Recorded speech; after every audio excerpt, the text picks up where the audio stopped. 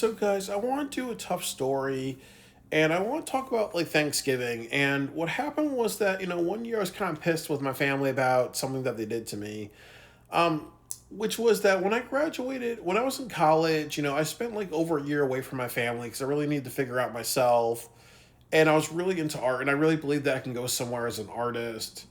And my dad didn't want me to graduate with an art degree, so he actually just wanted me to start taking science classes and eventually just get like a science degree. But I was never really good with math that well, and my dad assumed that I was autistic. Like I had Asperger's syndrome. I'll be like the great doctor when it comes to math and everything like that. But I was very happy that I just chose not to do science and stuff like that because I know a lot about science, but I'm not that good with math and things like that.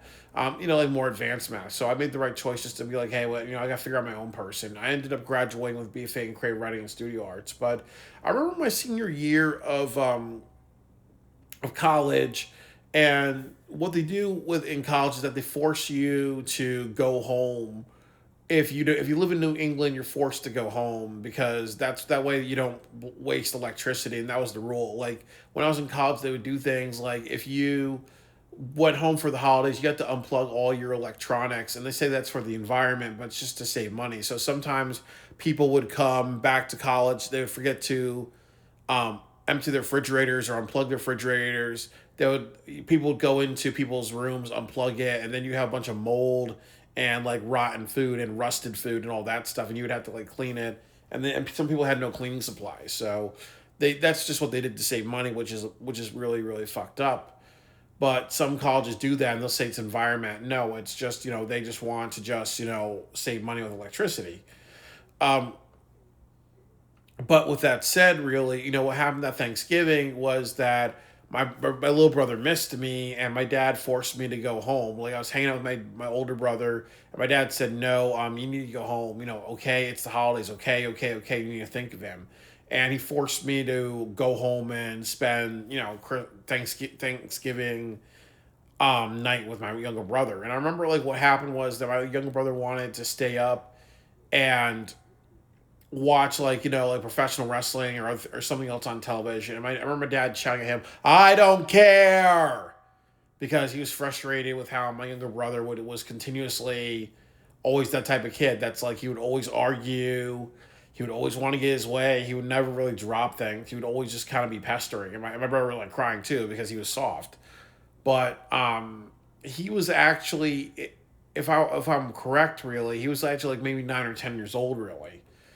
But there does become a point where, again, I felt like what happened wasn't right, really. Like honestly, if I had a kid, if I was the parent in that situation, I would say a couple of things. I'll tell my younger brother, I'll tell the youngest kid, like, hey, um, like little man, your older brother is in his 20s. He's a grown man, and I can't do something like tell him to come home to be with you because first of all, it's disrespectful because you are a kid and you need to learn a child's place, and you cannot force people who are adults to come home because you want to. Because if you do something like that, um, it just emasculates somebody, which means it makes them feel like they're not an adult. It makes them feel like they're a kid.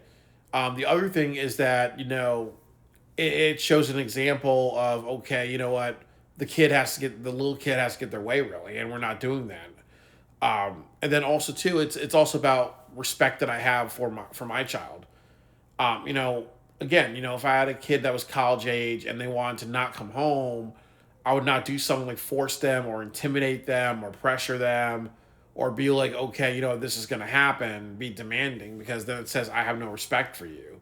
I force things upon you and I'll use intimidation to get my way, really. And that's kind of what happened to me. Like, and that's what I would say. But it's also a good thing because one thing that happens, like, I was born in 1987. My younger brother was born in 1999, and there was that change in generations. And one thing that sucked about my younger brother's generation is that they were very dependent people. Like, my brother couldn't be left alone. Or I remember like one time when I was a little kid. One time when I was in high school, I went to use the bathroom. My little brother would just fell to the ground kicking and screaming, and like a banshee, like almost like somebody was pouring acid on his body. And I really want to get out of that bathroom and smack him in the head a couple of times because if I ever did that at his age to my parents, they would probably would have smacked me in the head and be like, "Hey, you know what? You just I just will use the bathroom and you're freaking out or whatever." It reminds me of this video I saw online where a little girl who's like 5 or 6 years old calls the cops because she's afraid of monsters under her bed. Really, when a good parent, would yell at their kid and say, "Hey, you know what? Stop with the schizophrenia.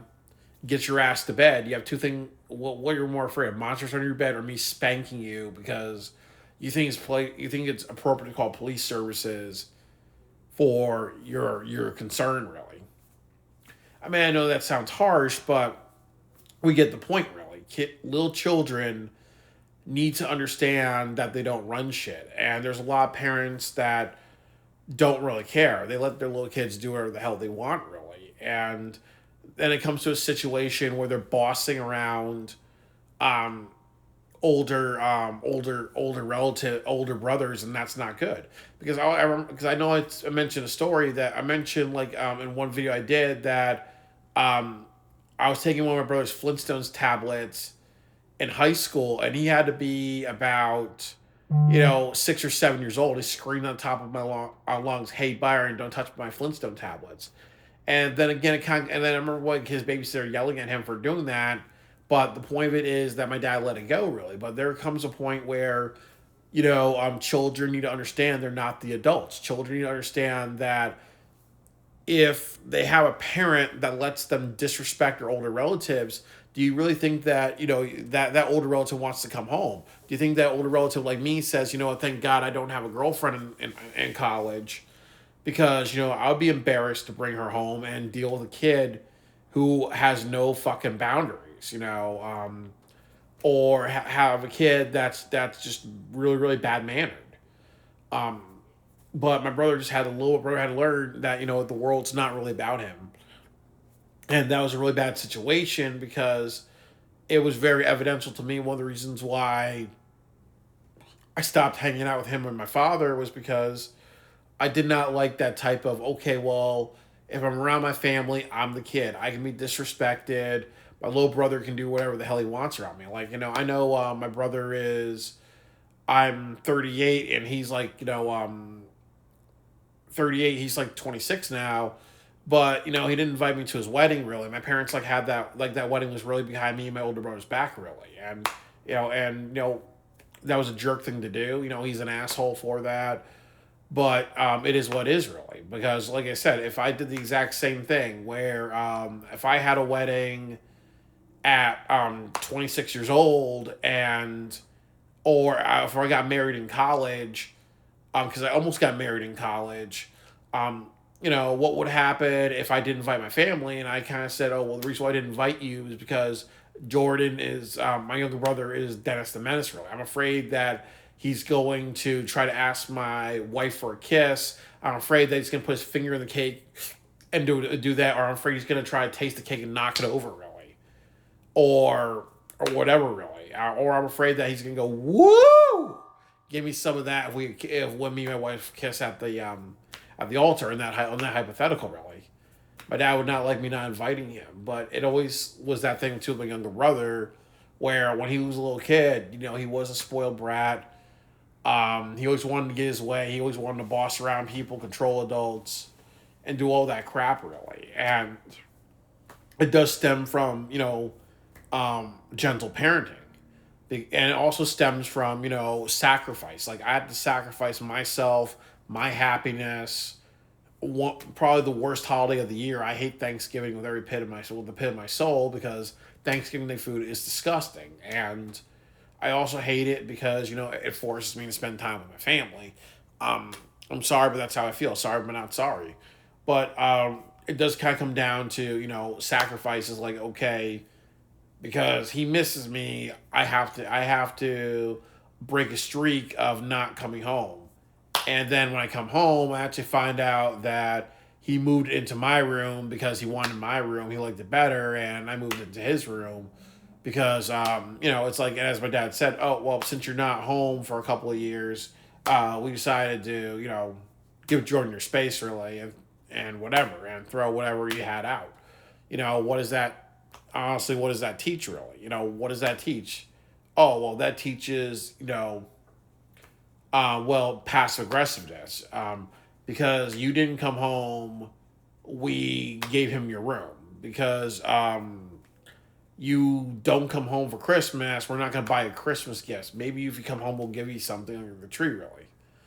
So, or, well, we got to intimidate you because we're sick of your younger brother pestering you and whatever, really. So, that's never a good way to teach an adult really. You may want to just be like, hey, you know what, you're an adult, and I really have to start respecting your choices, because if I don't respect your choices, or I force you to come home and I treat you like a little kid, first of all, it shows a lack of disrespect. It shows a lack of respect.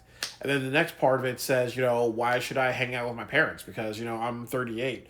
Um, I'm a grown ass man. I need to manage my money better. My brother wants me to move out of his apartment in like 2 years. Um, I've traveled, to all 50 states. I've been to Adak Island and Point Barrow. I don't need my dad, my parents who are in their mid 60s, to, tell me to do shit, because it gets to a point of, come on, or he or if my or I work at a hospital really. So if my brother decides to have a child really, I don't want to hear something like, oh well, over the PCA, Byron, please come do room this and whatever really, because my parents are on the PC. You gotta get people to talk to PCA, or if I'm cleaning hospital rooms, I don't want to be like, okay, well, I got to go to the operating room. I got to wear out like the all the gowns and everything like that, and be there for the birth of my niece or nephew really. There is a point where we have to really just say, what, kids are adults, um, and we have to respect that. But there's also a point too where we tell younger siblings, you're still the kid, you're not an adult, you're under 18, and I'll be damned if you bossed around your older relative, or I'll be damned if you try to get your way, or I'll be damned if you just pester me too many times. Really, you have to learn a child's place, and that's something my brother was never taught really. And then then like 2 years later, after I graduate college, and after I lived at home for a while, I moved with my brother, and I never looked back really, because my younger brother had to learn, and it was hard. But one of the big things I did was I wasn't really around for his childhood, because I felt like my younger brother that and he always was so dependent on people. He needed to learn how to raise himself, and the other part of it was out dealing with depression and PTSD and powerful emotions. And I really needed to figure out myself. When I was in college, I was happy. I found who I was, not just, oh well, I'll be bossed around by my dad really. So so I really needed to figure out who Byron was really, and be Byron, not who I was not who I was before I went to college, where I was home and I was always like Seymour Skinner. Whatever my dad said went really. I had to figure my own path, but also too, um, that I really had to teach my brother disappointment, because he was always one of those things. It was always one of those things with my younger brother where, like I said, he always got his way really. So again, if I was to do overtime and make extra money for a trip, or just to live off of extra money, he would be one of those people that'd be like, okay, Byron should cancel his overtime and hang out with the family, or do whatever really. So I'm kind of happy that I really taught him from that Thanksgiving experience. After that, you know what, um, I just will not be there for you, because it seems like it's always done by force, really. And you're gonna learn, if I don't step away, that okay, I'm always gonna come to you because you're getting dad to force me to come to you, and that's not good, because I gotta be a grown ass man and not be bossed around by somebody who's 12 years younger than me, especially when I was, like 23 years old, and he was like, like around, 10 or 11 or something like that.